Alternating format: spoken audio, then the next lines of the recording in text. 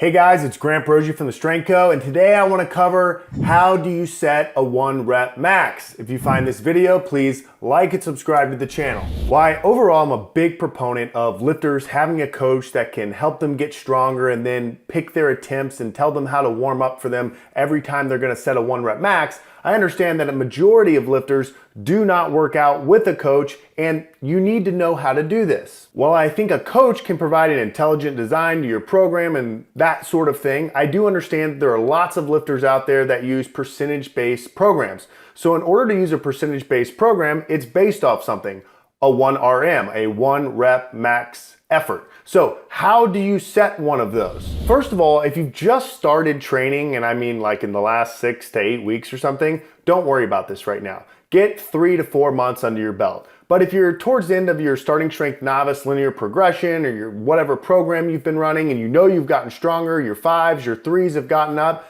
I get it. It's fun to set a 1 rep max. And you most absolutely should. We get stronger for all the reasons that we talk about, to increase longevity, to be able to do whatever we want in life, and all of that is great, and that should be your overall focus. But I get it. You spend a couple hours in the gym each week, you work really hard, you dial in your nutrition, you optimize your sleep, and you kind of want to know, like, what can I do? Cool, I just deadlifted 300 for 5, but what does that equate to? So once in a while, you should absolutely go for a 1 RM. Or maybe there's a fun event coming up, like the Turkey Pull 2022. Where you have an opportunity to try to PR your deadlift or pull as heavy as you can. The week of Thanksgiving, we'll send you a cool t-shirt and the proceeds go to the Semper Fi Fund.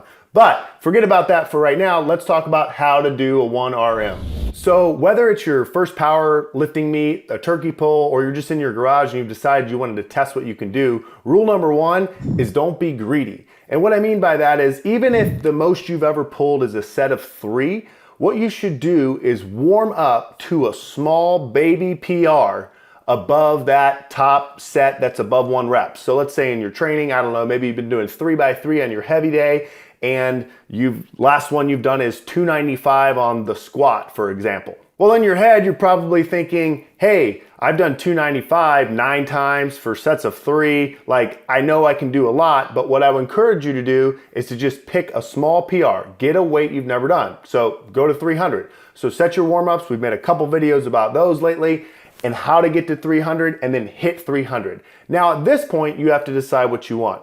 My suggestion here, after your first PR, would go for another small PR, unless you just absolutely smoke that lift. So, I don't know, maybe 315, 320, something you know you can confidently do based off the last PR. So then you try attempt 2 and you're successful. Congrats, you deserve it. And you want to go for one more, or maybe you're in a powerlifting meet and you now have your 3rd attempt of whatever the lift is.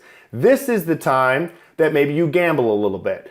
I often say as a coach to my lifters, when I watch a 2nd attempt, I'll say something like, hey, 350 is there, 375 is a gamble. What do you want? Do you want to leave today with 350?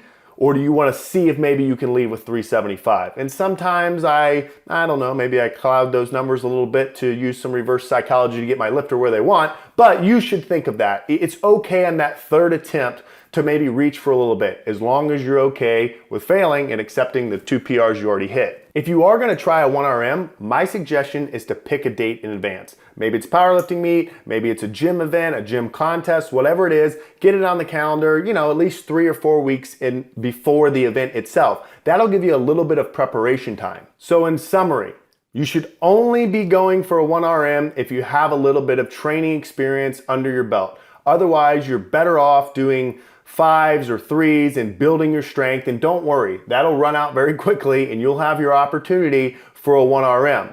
Second thing was, actually it was rule number 1, don't be greedy. I guess there's one rule, don't be greedy. Go for attempts that you actually think you can make, especially on your first attempt, because things could happen. You might go to your first attempt, say on the squat, and squat high. Well, weights don't come down in competitions, you can only go up. So just go for something that you know you can do and hit it. And then maybe on your 3rd attempt, gamble a little bit if that's your thing. But you should hit a 1 RM in training once in a while. Hope you join us this year for the 2022 Turkey Pull and see what you can do with your deadlift. Hope this helped. If you liked the video, please like and subscribe to the channel. We'll see you next time.